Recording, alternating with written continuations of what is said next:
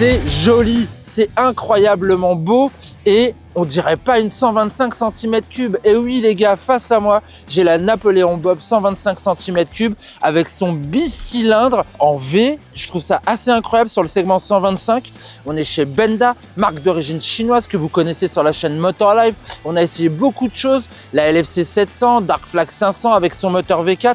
C'est vraiment un constructeur chinois qui propose des choses très originales sur le segment custom. Et là, on a vraiment une proposition, un board track, un flat track, appelez ça comme vous voulez, avec ses roues de 18 pouces, très grosses, très hautes, et toute cette ligne aura du sol. On a 2,30 m de bécane, magnifiquement réalisée, il y a une très belle finition, elle donne sincèrement envie d'aller rouler. Donc ce que je vous propose, c'est qu'on tarde pas trop, je vais y aller solo parce que c'est une bécane de solitaire comme je les aime bien, pas pour deux pilotes, juste pour un. On va se faire une petite prise en main tout d'abord. À mon avis, ça va être un petit peu touchy, la position de conduite, elle a l'air très singulière, et puis après on se retrouvera en plateau pour faire un petit peu le débrief des impressions générales et puis parler un petit peu de la concurrence. Bah Benda la Benda, on est parti, allez go!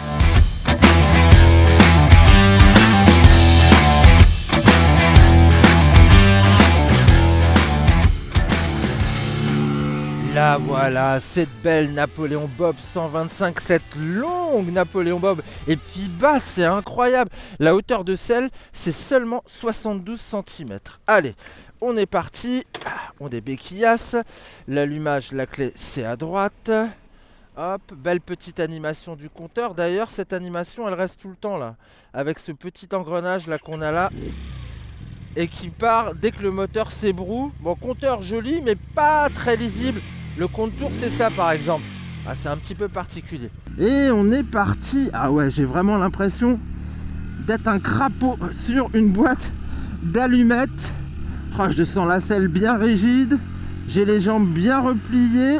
Je peux me reculer un petit peu quand même pour pouvoir avoir un meilleur accès aux commandes de pied. Le guidon, j'aime bien par contre. Avec ces demi-guidons, l'angle est plutôt pas mal. Ça va, mais ça m'impose quand même un petit peu de casser le dos. J'ai l'impression d'avoir les fesses un petit peu hautes. Bon, au moins, mes cuisses, elles font bien corps avec le long réservoir. Là, on est pas mal, mais c'est particulier, hein. Et puis, il y a du poids sur l'avant avec ce système de fourche qui, pour moi, n'a d'intérêt finalement qu'au freinage, parce que ça canalise quand même pas mal l'avant au freinage pour peu qu'on attrape le frein à l'avant, hein. Ce qui fait qu'on a quand même une progressivité. La moto, elle plonge pas, en fait, elle s'abaisse. C'est assez bluffant.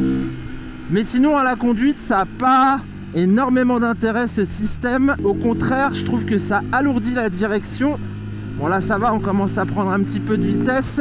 On est moins enclin à avoir de l'engagement à basse vitesse, parce qu'elle engage justement cette direction. Bah, faut dire quand même qu'on a des roues de 18 pouces, et puis il y a toute cette cinématique qui rajoute du poids. Bon, après, c'est quand même assez rigide de l'arrière, alors que l'avant est très progressif. Pourtant, à l'arrière, on a aussi deux amortisseurs, mais il travaille sur une petite course, une très petite course. Bon, en tout cas, on a un super sentiment quand on est au guidon. On a vraiment l'impression de conduire un truc original, aussi original que ce qu'on a contemplé justement tout à l'heure en statique. Ouah, je vous jure les copains, oh, les dodanes, c'est pas mes copains justement. Okay, ouais, les petits rétroviseurs en bout de guidon, j'aime pas, mais au moins là c'est en dessous. Il y a deux de bécanes où c'est placé au-dessus, où les mains sont un petit peu confinées. Là, ok, ça passe, mais c'est quand même pas l'idéal, hein. Je les voudrais là, moi, monsieur Benda, là, faut les mettre au guidon. Nom de Dieu. Allez, ouais, vous parlez un petit peu de ce moteur qui finalement est très haut perché, je trouve. Alors, je pourrais pas vous dire sur quel régime moteur je tourne exactement, je ne peux pas le savoir. J'ai une pseudo-indication, mais je sais pas vraiment si c'est 8000 tours que ça m'indique là. Ouais, remarquez, peut-être, ça correspondrait à la vitesse. En tout cas, ce que je ressens, c'est qu'il faut vraiment aller haut dans les tours pour que ce moteur réponde présent. Voilà, c'est passé les 8000 tours et dans une ambiance mécanique un petit peu bruyante. Mais ça, je pense que c'est parce qu'on a les sorties pas très loin du pilote. En fait, c'est deux pots, hein, un par cylindre, ils sont plutôt courts, et c'est pour ça, je pense, qu'il y a une telle présence sonore typique des 4 temps 125, donc assez grave. C'est pas ce qu'il y a de plus joli. mais on va dire que ça participe au caractère. Juste petit aparté sur ce moteur que je trouve délicieusement travaillé. Regardez la finition entre les hauts moteurs avec cette petite texture magnifique. Ça, c'est pas des tiges de culbut. Bien évidemment, c'est de l'illusion de la cosmétique, mais je trouve que ça fait remarquablement effet. En tout, avec ces deux cylindres, on a 124,6 cm3. Donc, il est tout petit, 124,6 cm3. Là, Christophe, il vous parlait d'une 4 cylindres 400 avec des petits pistons. Bah, ici aussi, il y a des pistonnets, des tout petits pistonnets. Bon, sinon, c'est un simple arbre à cam, 6 soupapes, 2 soupapes à l'admission, une à l'échappement par cylindre. Ça développe 14 chevaux à 9500 tours minute. Donc, ça correspond pas mal à ce que je vous racontais tout à l'heure. On est haut dans les tours pour avoir la valeur de puissance maxi. Quant à la valeur de couple, 10,4 Nm, 10,9 Nm, autant être précis. On est à 6500 tours minute en milieu de plage, mais on le ressent pas trop ce couple. Et la transmission finale, c'est une chaîne. Ah oui, ça vibre cette histoire. Mais c'est ça un custom, ça doit vibrer. Ouais, mais là c'est quand même beaucoup. Dès qu'on dépasse, dès qu'on arrive sur sa plage en fait, hein, dès qu'on arrive autour des 8000 tours minute. Hein. Bon, après il y a quand même de la force, passer ces 8000 tours. Voilà, on va quand même jouer pas mal du sélecteur. La commande d'embrayage est assez souple, là-dessus pas de problème. En revanche, je disais, pour passer les rapports, il y a un petit coup à prendre quand on fait 1m83 comme moi, parce qu'on a les jambes un petit peu repliées, et du coup, il faut un petit peu casser vous savez, casser le pied au niveau du talon pour le remonter, et bien passer ses rapports. Après, la boîte est assez précise, j'ai rien à lui redire. À la conduite, bah, c'est assez agile. Pourquoi? Parce que c'est assez léger, hein.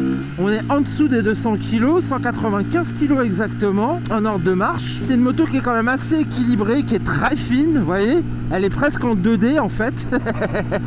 Et il n'y a pas de lézard, ça se conduit assez facilement, malgré ces grandes roues là en 18 pouces. Je trouve finalement une certaine agilité, hein. Hop. Et puis, il y a du maintien quand on est sur l'angle. En revanche, il n'y a pas de garde-sol. Hop là. Je pense que je dois prendre même pas 30 degrés en inclinaison. Bon, c'est pas fait pour faire du virolo. C'est fait pour faire des petits déplacements, se marrer en 125, évoluer en ville. Alors, ok, elle n'est pas parfaite à rouler. Elle est très singulière, très originale. Mais on n'a rien sans rien, ma bonne dame. Le freinage va très très bien. On sent qu'il y a du mordant sur l'avant, c'est marrant, hein, parce que pour le coup sur celle-ci, je suis plus tenté de jouer avec le frein avant. Remarquez, le frein arrière, pour moi, il n'est pas super accessible, il faut que je remonte un petit peu la gambette. Et de l'avant, je trouve qu'il y a beaucoup de mordant, je trouve qu'il y a de la progressivité. J'aime bien le comportement de la machine, justement, qui reste vraiment en ligne, qui plonge pas, qui s'assoit simplement. Bon, ces pneus, joliment sculptés, oui, ils ont du grip. Vu leur largeur, j'en attendais pas moins. Vu les performances de la machine, on les met pas vraiment en contrainte. Là en plus on roule sur du sec, donc tout va bien. Pour autant, il y a un ABS là-dessus, alors qu'il n'y a pas d'obligation légale, hein, pour les 125. Un freinage combiné suffirait. Mais Benda a quand même opté pour le full sécurité avec l'ABS et l'anti-patinage. Alors l'anti-patinage, vu comment est placé le moteur, je comprends pas trop. J'imagine que quand il flotte sur les virages, sur les petits virages, j'ai même les rétroviseurs dans les genoux, quoi. Donc ça va vraiment pas, ça me plaît pas du tout. Non mais c'est sympa, c'est vraiment atypique et singulier. Finalement, c'est quand même pas mal que les genres de position, parce que tout le monde ne sera pas ravi. Et moi j'ai envie de dire que un tel look, ça se mérite. Je pense que je vais le redire sur mon plateau de fin là. Allez, on va se retrouver justement pour faire notre petit tour de l'ensemble des points positifs, de l'ensemble des points négatifs. On va parler de tarifs également et de la concurrence. Il n'y en a pas des masses, hein, sur le créneau 125 bicylindre en V. Il n'y en a vraiment pas beaucoup.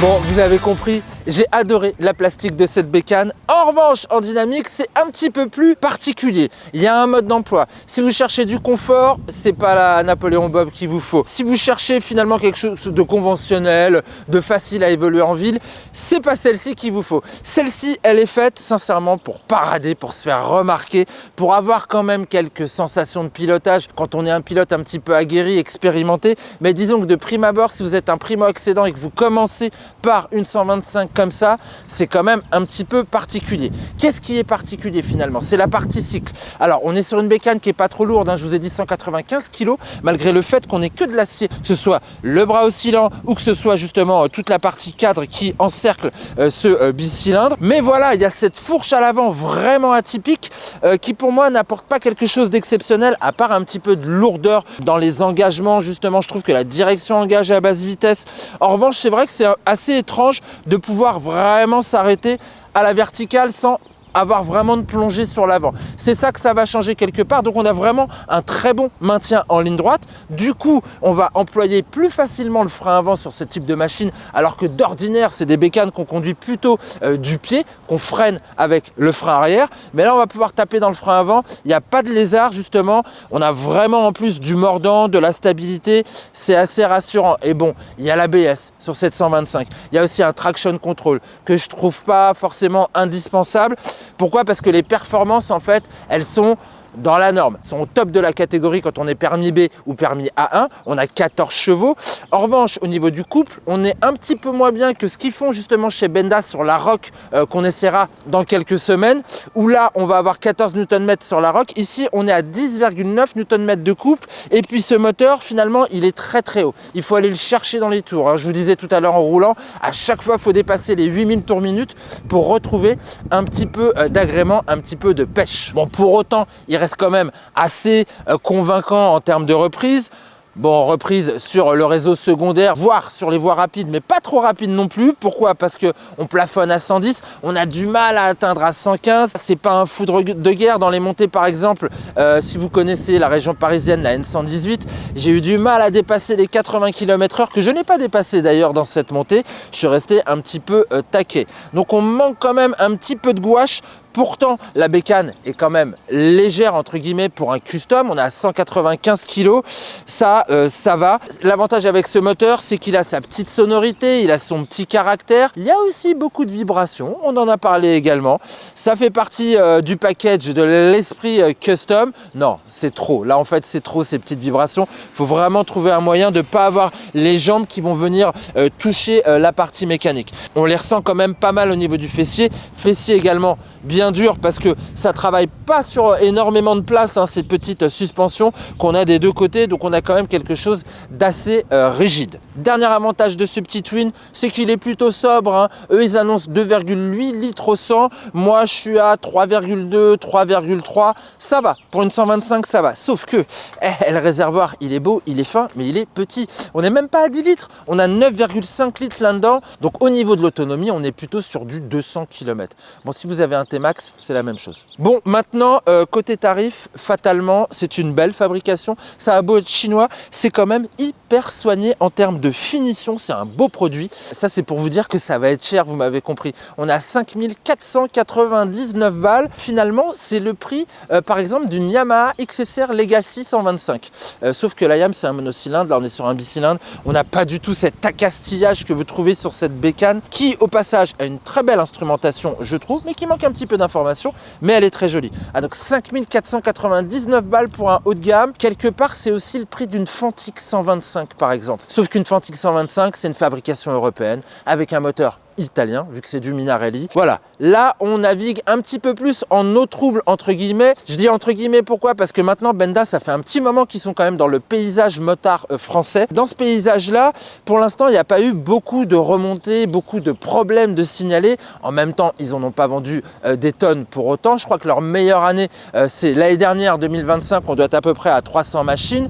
mais pour l'instant, il n'y a pas vraiment de gros problèmes par rapport à la fiabilité de ces Benda. Par ailleurs, c'est quand même distribué par Magmoto, qu'on connaissait déjà par le passé avec la marque MagPower, enseigne du Nord, plutôt sérieuse.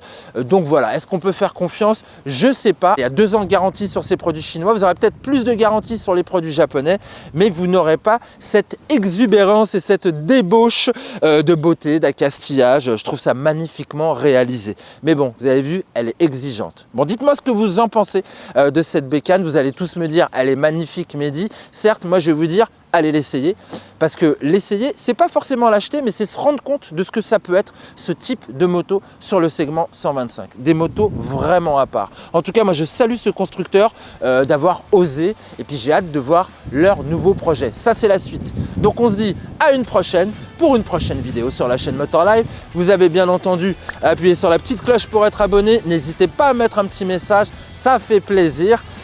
Pourquoi j'ai pris un accent? Je sais pas. Ça me fait plaisir à moi aussi. Allez, ciao avec le sourire.